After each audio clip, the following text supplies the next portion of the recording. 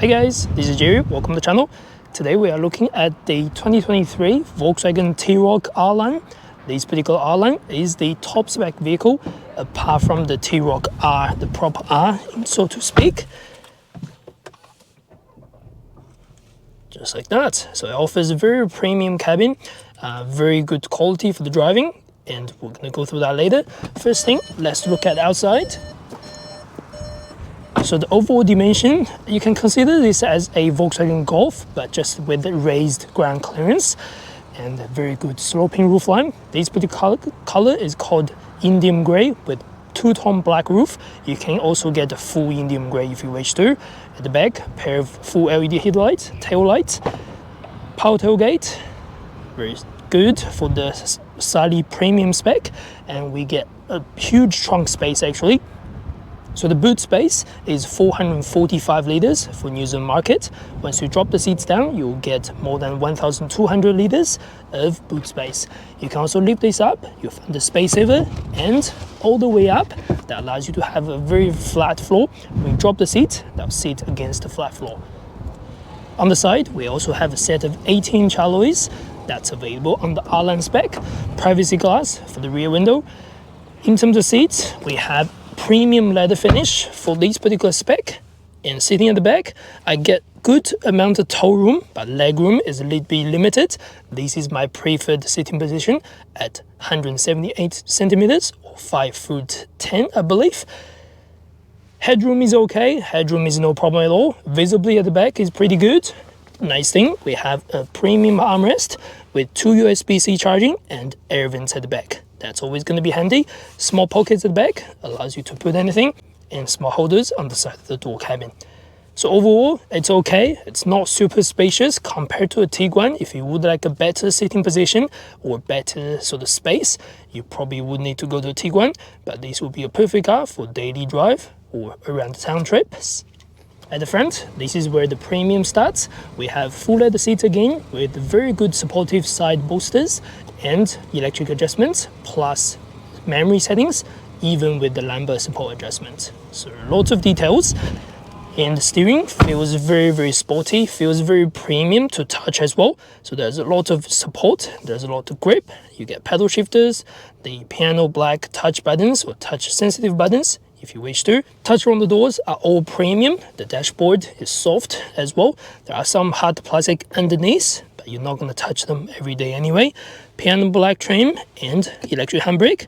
Even the armrest are premium leather touch. Glove box, decent size, 2 cup holders in the center and some storage on the door cabin. In front of us, we get a full LED display panel that's 10.25 inch for active info. That includes all your navigation, your phone connection, and you can change all sorts of things for your adaptive cruise control functions, everything you can see. In terms of the display in the center, this is 8-inch display, so this is very similar to the last generation, but in a different screen or different look. Everything is easy to use, as always, for Volkswagen vehicle. You do have lots of things, navigation inbuilt, Apple CarPlay, Android Auto, both are actually wireless connection for this particular spec, plus a reverse camera and all-round parking sensors. So overall, the interior is very premium. Underneath, we get change of driving mode, we get aircon controls, all that. Now that walk around is done, let's go for a drive. All right, we're good to go.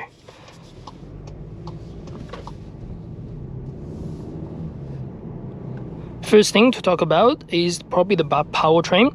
So all the standard T Roc in New Zealand right now is going to be 2-wheel drive, and it's going to come with the same drivetrain, or at least engine and transmission, which is 1.4 liter turbocharged petrol motor with a 4-cylinder that offers 110 kilowatts and 250 newton meters torque. And it's paired with a very nice 8-speed automatic gearbox, and the power pickup very smooth with that gearbox. It's super easy to get used to, and whenever you want the power, once you put the foot down, very little hesitation with the turbo lag, then it'll kick in. Although it's a small motor, it's got good amount of torque, so you can still have fun in some of these vehicles. And they are all front-wheel drive, so to speak.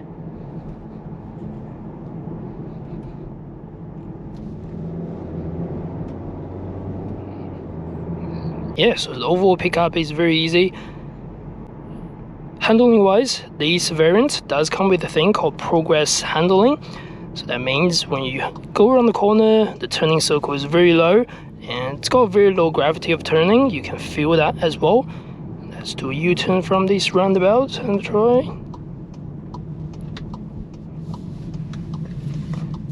Yeah, the turning circle is so low that means you can easily get to where you are.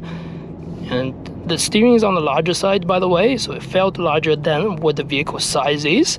But overall, very nice steering, easy to grip. You shouldn't have a big problem with the steering. The power, that's pretty good. We can also change to different driving mode if we wish to. Right now, we're gonna go to Sport. So that allows us to have a slightly better acceleration. Overall, the performance. You can also do individual or eco, whichever you like, for sure. You can see climbing up a hill over here, no stress at all.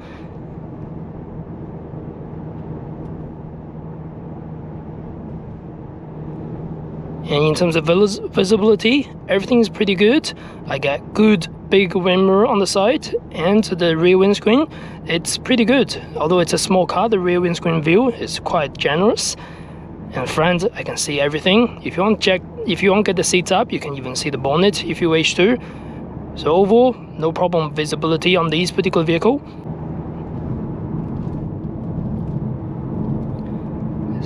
Now we're on a rough seal surface, as we can see. We can test the suspension. So the suspension is on the sporty side of the thing. It's not, let's say, softer suspension in any way. That means you get good handling. But when you go through bumps, you can feel the vehicle is going up and down here and there. You do get a little bit noise on this particular level of surface, but on most surfaces, it's actually pretty well built for its noise cancellation. The previous or the pre-facelift T Roc, I do notice it's picking up quite some road noise, where on this vehicle it's definitely feels a little bit more refined, a little bit more premium finish on this particular surface. But it is still rough, by the way. You can see the road seals are not flat on these roads. This is more like a back country road in New Zealand.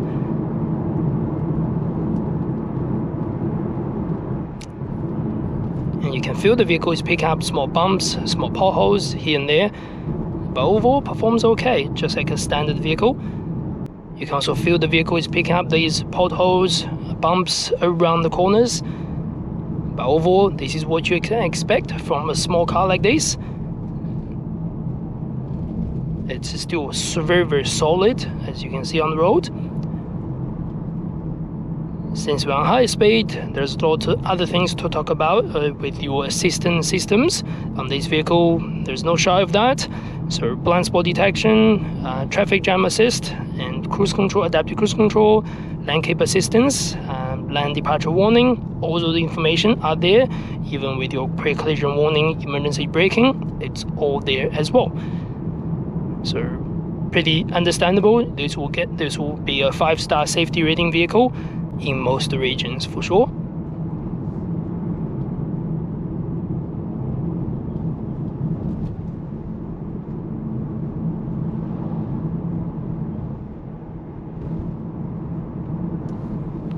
Let's go back to the normal mode, get it on the balanced steering and everything.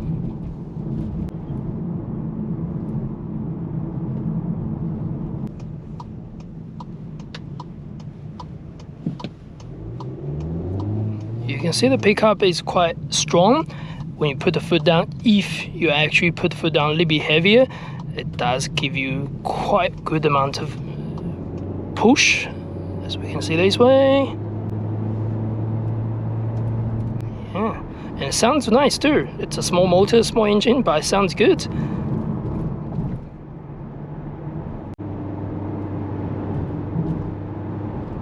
And just like that, we've already reached over 90k. I'm not gonna break the speed limit now.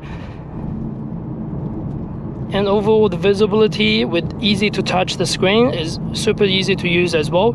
So as we speak. It's got inbuilt navigation, but if you want to use, you can use your iPhone or Android phones with wireless and Android Auto and Apple CarPlay.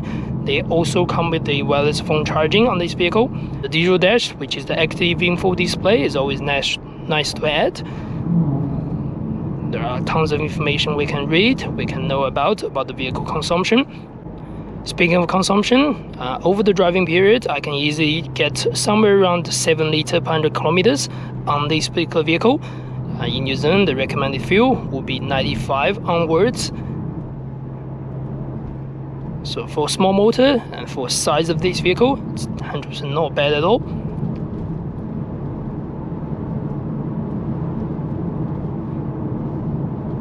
As we are climbing up, you can hear a little bit of wind noise in this vehicle.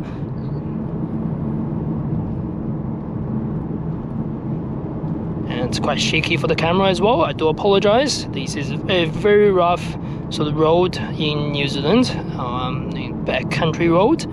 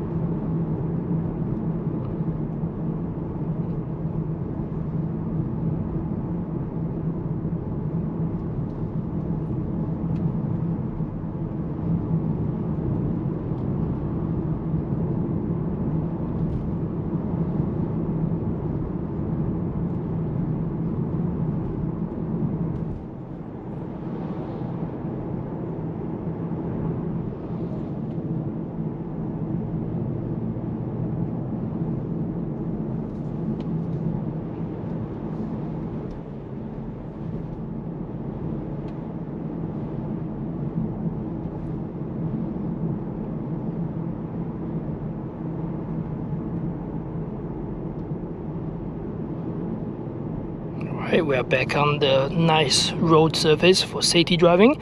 You can feel this is very comfortable now, with very minimum road noise here and there.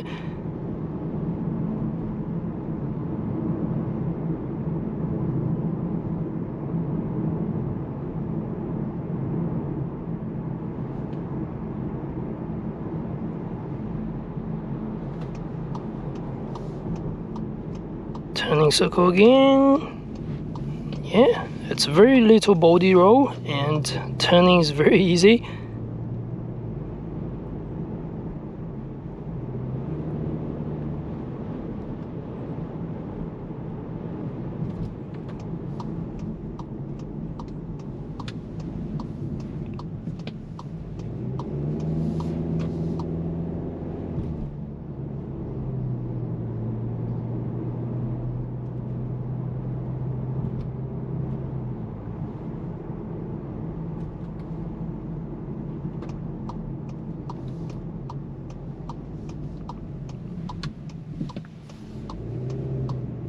And it's reasonably quiet at low speed too. There's a little bit engine noise when you put the foot down. Apart from that, there's no other real noise apart from the tire or drivetrain. This is definitely a good improvement from the pre-facelift version. The transmission is always quite good.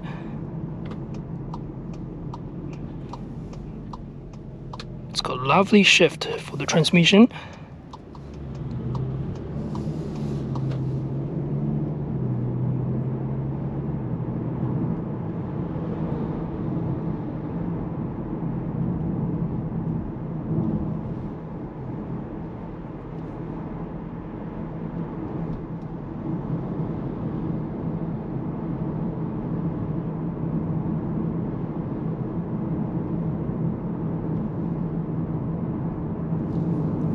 Alright, I think that's pretty much for this video, pretty much everything I wish to talk about. If you're interested in any other videos like this, please make sure you subscribe and like. That would be really helpful for the channel to grow. As always, I'll see you in the next video. Thank you very much.